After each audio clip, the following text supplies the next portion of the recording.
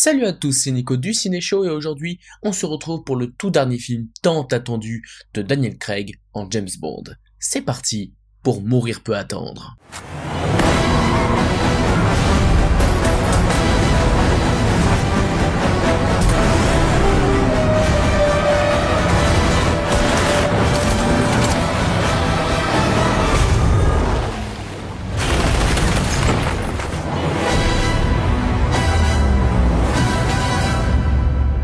Mourir peut attendre est réalisé par Cary Fukunaga et met en scène la dernière aventure de Daniel Craig en tant que James Bond. James Bond a quitté les services secrets et coule des jours heureux en Jamaïque. Mais sa tranquillité est de courte durée et il va être appelé à reprendre son costume pour une dernière mission. Alors Mourir peut attendre, c'est un film que j'attendais depuis très longtemps. Si vous vous souvenez bien, c'était le tout premier film qui s'était fait reporter à cause du Covid-19. Ce qui fait que ça fait presque 2 ans qu'on est censé avoir vu ce film, et croyez-moi, je l'ai attendu. Il faut savoir que James Bond c'est pas non plus ma saga préférée, je n'ai vu que ceux de Daniel Craig, j'en ai vu aucun de Pierce Brosnan, Sean Connery, Roger Moore, etc. Ceux que je compte rattraper d'ailleurs. Mais oui, ce n'est pas une saga que je connais par cœur, je n'ai vu que les films de Daniel Craig, et je les aime tous à vrai dire. Casino Royale est une très bonne introduction du personnage, Quantum of Solace c'est un film d'action sympa, Skyfall est extraordinaire, et Spectre reste très sympathique également. Mais si vous voulez avoir un avis plus détaillé sur ces 4 films, je compte en parler ce mercredi, lors du Ciné Live, où on va revenir sur tous les films de Daniel Craig en James Bond. Mais bref, aujourd'hui nous sommes là pour parler de Mourir peut attendre. Je peux vous le dire d'emblée, j'ai beaucoup aimé ce film. Je trouve en effet que c'est une conclusion hyper satisfaisante, qui est très bien menée, et qui n'a pas à rougir comparé à Skyfall notamment. Alors bien sûr, ce n'est pas du niveau de Skyfall, mais en même temps Skyfall c'était vraiment exceptionnel, donc c'est quand même dur de faire aussi bien, voire mieux que Skyfall. Mais pour moi, je dirais qu'avec Spectre, ce sont mes préférés de la période Daniel Craig. Car oui, personnellement j'aime bien Casino Royale, c'est très bien, mais c'est pas celui que je préfère. Je vous propose d'abord de parler du casting, qui est comme dans tous les autres films James Bond excellent. Daniel Craig est toujours aussi bon dans son rôle de 007, Ralph Fiennes, Naomi Harris, Ben Whishaw, bref. En fait, tous les acteurs vraiment sont excellents dans ce film. Le personnage joué par Lashana Lynch est très appréciable, franchement la dynamique qu'il a avec Daniel Craig est plutôt cool, et pourquoi pas faire un film ou une série sur elle, ça peut être sympa. Après, encore une fois, il y a eu une polémique par rapport au fait qu'elle deviendrait James Bond, un truc comme ça, une polémique totalement inutile puisque c'est juste le matricule, encore une fois, donc il faut se calmer, mais qui remontre bien à quel point les gens peuvent être assez susceptibles la plupart du temps. Et ensuite, le personnage d'Anna de Armas est très cool, même si j'ai pas compris pourquoi tout le monde disait que c'était le meilleur personnage du film. Elle est très cool, il n'y a pas de souci là-dessus. Là encore, pourquoi pas faire une petite série ou un film dessus, allez-y si vous le souhaitez. Mais c'était pas non plus le personnage le plus incroyable du film, je pense. Et j'ai bien dit tous les acteurs, parce que oui, je pense aussi que Léa Seydoux est une bonne actrice. À vrai dire, je n'ai jamais compris ce qu'on lui reprochait, peut-être juste parce que c'est la fille de quelqu'un de connu, on pense du coup qu'elle ne mérite pas son succès, mais en tant qu'actrice, elle se débrouille très bien, enfin je vois pas vraiment où est le problème, son personnage est très bien joué, et d'ailleurs, je dirais même que son personnage c'est sûrement le point fort de ce film. En effet, sans rentrer dans les détails puisque mes critiques sont toujours sans spoiler, l'histoire va nous surprendre à plusieurs reprises, notamment autour de ce personnage de Léa Seydoux, à savoir Madeleine Swann. On va apprendre tous ces secrets qui vont être liés du coup à James Bond et tout ça va être au cœur de l'histoire, ce qui fait que l'histoire est vraiment très prenante car pleine de rebondissements et d'histoires personnelles.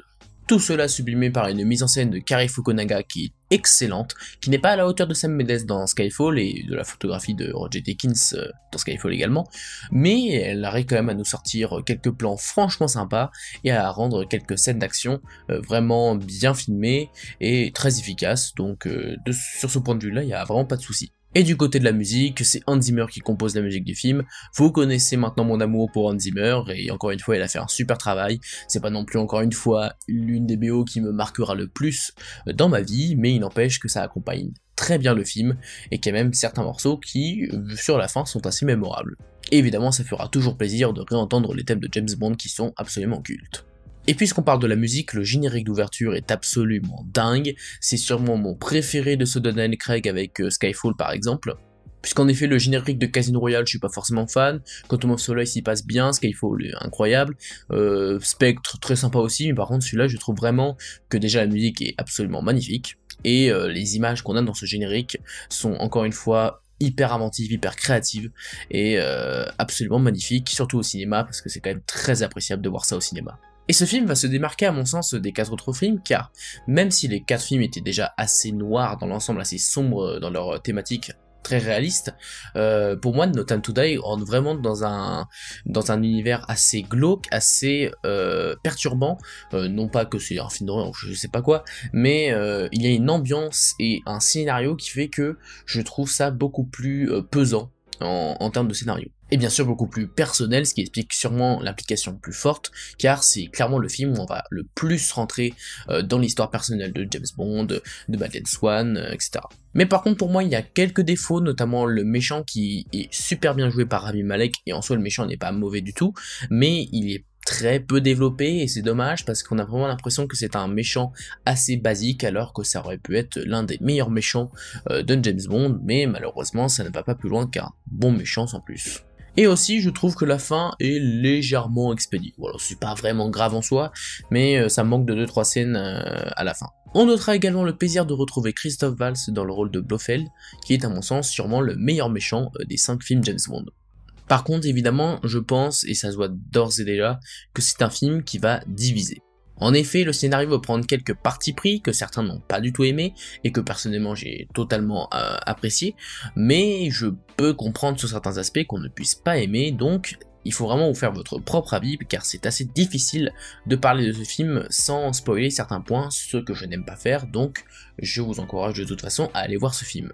Car oui, Mourir peut attendre est vraiment une excellente conclusion, un excellent film d'action, un excellent James Bond je trouve, et c'est clairement une conclusion très satisfaisante, que j'ai beaucoup appréciée, et j'avoue que ça fait un petit quelque chose de se dire que Daniel Craig ne sera plus James Bond.